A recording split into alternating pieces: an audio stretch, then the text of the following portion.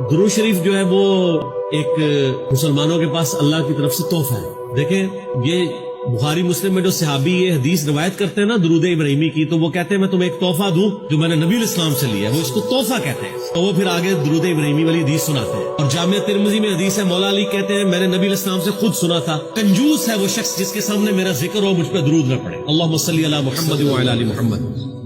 اور جامع ترمذی میں حدیث ہے اور اس کی پوری سند جو ہے المستدرک الحاکم میں کہ نبی الاسلام ایک دن مسجد میں ممبر کی پہلی سیڑھی پہ قدم رکھا، کہا آمین، دوسری پہ رکھا، کہا آمین، تیسری پہ رکھا، کہا آمین. صحابہ نے کہا آج آپ نے وہ عمل کیا جو پہلے نہیں کیا تھا. آپ صلی اللہ علیہ وآلہ وسلم فرمایا میرے پاس جبرائیل علیہ السلام آئے تھے اور انہوں نے کہا یا رسول اللہ آپ نے میری دعا پہ آمین کہنا ہے.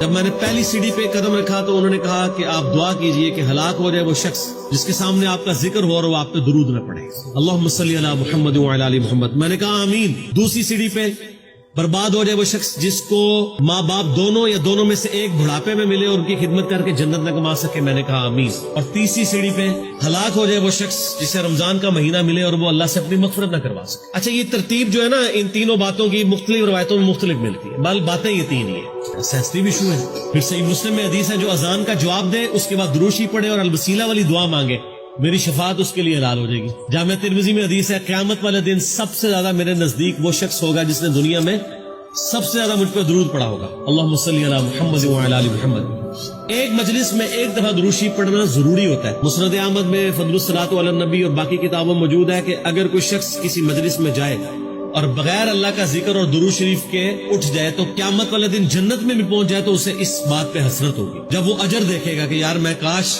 جو ہے وہ درود اور اللہ کی حمد کے بغیر نہ اٹھتا. اور وہ جو ترمذی میں حدیث ہے نبی الاسلام بیٹھے ہوئے تھے، عبداللہ ابن مسعود کہتے ہیں کہ ایک شخص آیا، اس نے نماز پڑھی اور نماز کے ساتھ فوراً ہی دعا شروع کر دی بغیر حمد و درود کے. آپ علیہ السلام نے فرمایا سائل نے جلدی کی. ایک اور دوسرا شخص آیا، اس نے نماز کے بعد حمد بیان کی، پھر درود شریف پڑھا، پھر دعا مانگی.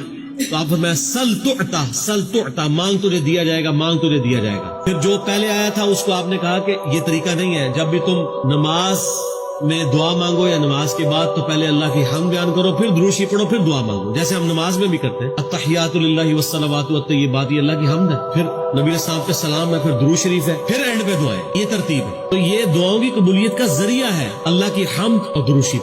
درود شریف جو ہے وہ یعنی مسلمانوں کا اوڑھنا بچھونا ہونا چاہیے. اور میں اس حوالے سے کریڈٹ دوں گا، میں نے 2 مکاتب فکر دیکھے ہیں جن میں درود شریف کا اس حوالے سے اہتمام ہے. ایک پہلے نمبر پہ اہل تشیع ہے کہ وہ درود شریف کا بہت اہتمام کرتے ہیں، یعنی جب نبی علیہ السلام کا ذکر ہو رہا ہوتا ہے وہ صلی اللہ علیہ وآلہ وسلم پڑھ رہے ہوتے ہیں. اور دوسرے نمبر پہ اہل حدیث ہے. آپ اہل حدیث علماء کو سنیں، آپ ایون عرب کے علماء کی تقریریں سنیں جو عرب میں عربی ہیں مسجد نبوی میں اور حرم مکہ میں. وہ جتنی بھی دفعہ نبی صلی اللہ علیہ وآلہ وسلم کا نام لیں گے نا تو وہ آپ صلی اللہ علیہ وآلہ وسلم کے نام کے ساتھ درود شریف پڑھتے ہیں قال النبی صلی اللہ علیہ وسلم. لیکن پاکستان میں جو اپنے آپ کو کہتے ہیں نا ہم درود والے ہیں، بارود والے نہیں ہیں، اور وہ کہتے ہیں میلاد پہ بھی ہم درود پڑھتے ہیں، اذان کے ساتھ بھی درود پڑھتے ہیں.